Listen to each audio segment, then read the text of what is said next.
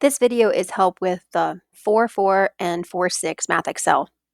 And before I go too much further, I just want to show you that there is this thing called Question Help, and it would give you assistance by helping you solve this. So I'm going to have this help me solve this.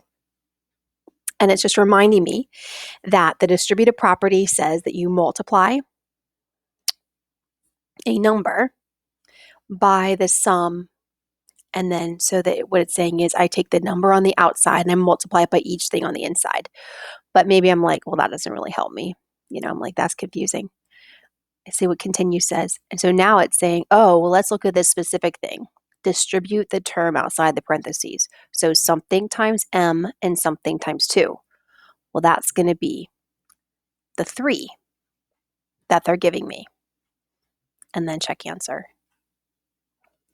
So it'll take me through, so I'm like, okay, so 3 times m is 3m plus 3 times 2 is 6.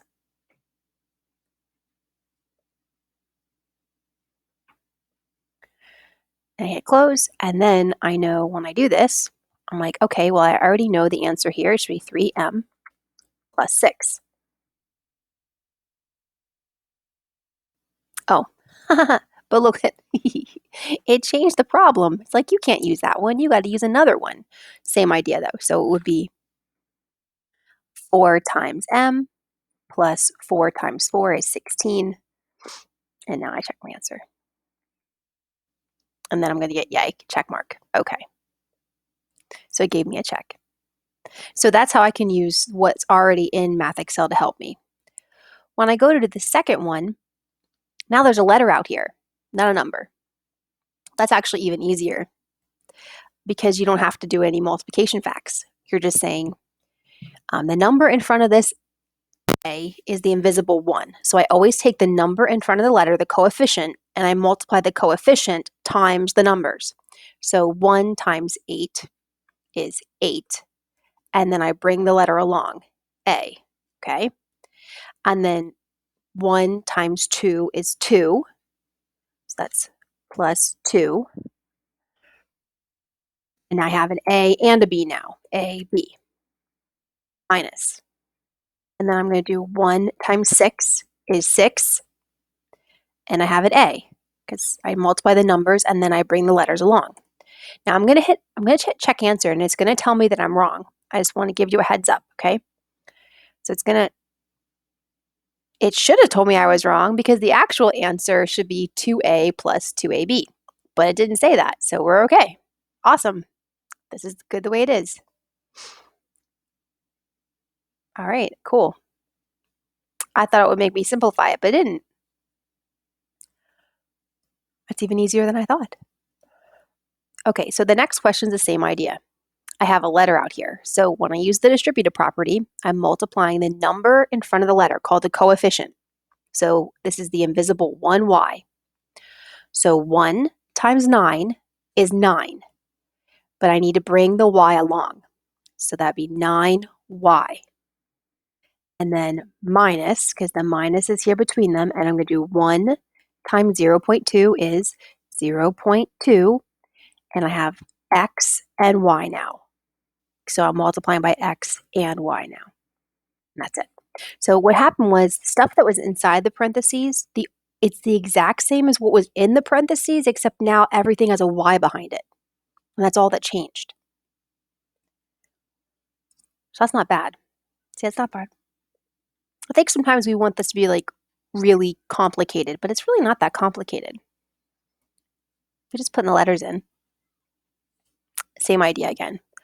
I'm going to multiply the number on the outside times everything on the inside.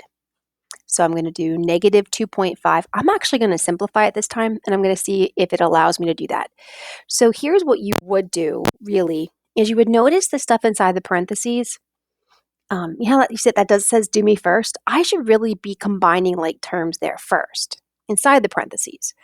So I have a negative 3 plus 8 is 5. So that should be 5 in there. And so I should really have this 5, because these two things combine, plus 4n. and I'm going to see if it allows me to do this correctly and get the right answer. Because I think I told somebody to do that, and I feel bad if I was wrong. So now I'm going to multiply the negative 2.5, that's on the outside, times the simplified version of the inside of the parentheses.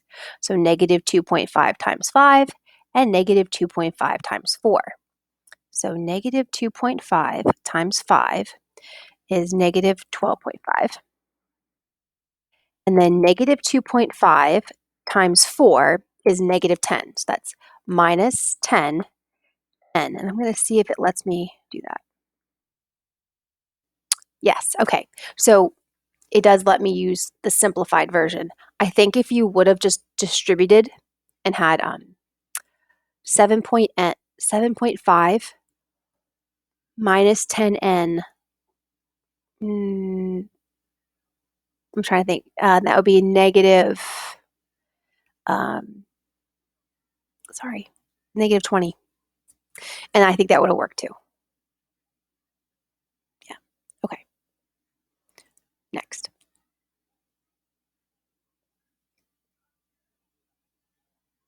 This one I already did earlier. That's why it's already in here. So when you go to do this one, the parentheses are showing multiplication, but there's nothing on the outside of the parentheses. It looks like you're multiplying. It's the invisible 1. So I have one of these, so 9y plus 4n. I have one pack of those. So I have a 9y plus 4n. So 1 times all of that is just 9y plus 4n. And then I have one of these. So 1 times 8n plus 4 is just 8n plus 4. And then I have one of these, negative 2y minus 3y. So I have a negative 2, not y, negative 2. And then I have negative 3y, so plus negative 3y, because subtract is really just adding the negative. And now I say, okay, I'm going to simplify this by combining like terms. So I have 9y plus negative 3y, different sign subtract this time, that's why it's 6. And then I have n's. I have 4n and 8n. Well, that's why I have 12n here. And then I have 4 plus negative 2, different sign subtract this time and keep the larger sign, that's why I have positive 2. So if you're having a hard time with the integer part, like getting the right answer because they're positive and negative, you just use right here in your question help thing, there's math tools. And in the math tools, one of the choices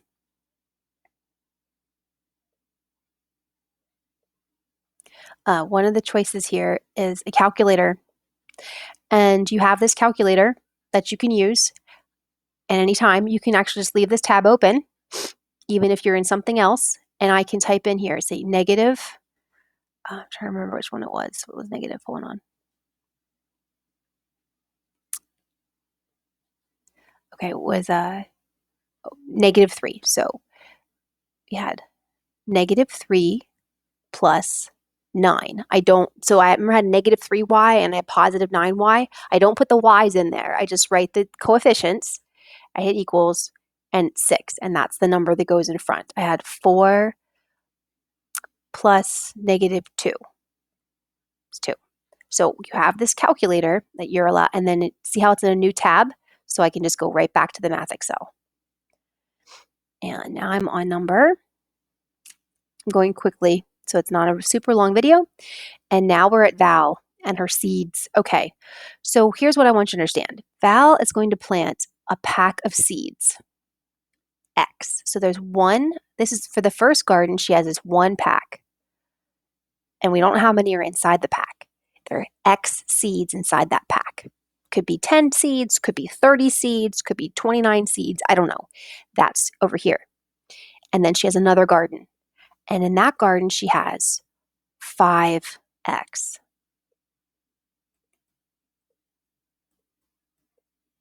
So that means she has 5 packs of seeds. okay? Each of these packs have the same, each of these 5x, each of them have the same number of seeds inside the pack, but we don't know how many are in there. But we know it's the same as this pack over here. We just don't know how many are in the pack. And then she also has 3 little tiny seeds that are outside the packs. So when you put this all together to combine what she has total, she has 1, 2, 3, 4, 5, 6. 6 packs of seeds, that's 6x. And she has 3 on the outside. Those 3 aren't 3 packs. They're just 3 little seeds. And you're not going to take those little seeds and put them in a pack. They're just sitting out there. So we can't add them in. That's all there is. So the answer here is just 6x plus 3. That's it. Yeah. See, that's easy. Okay.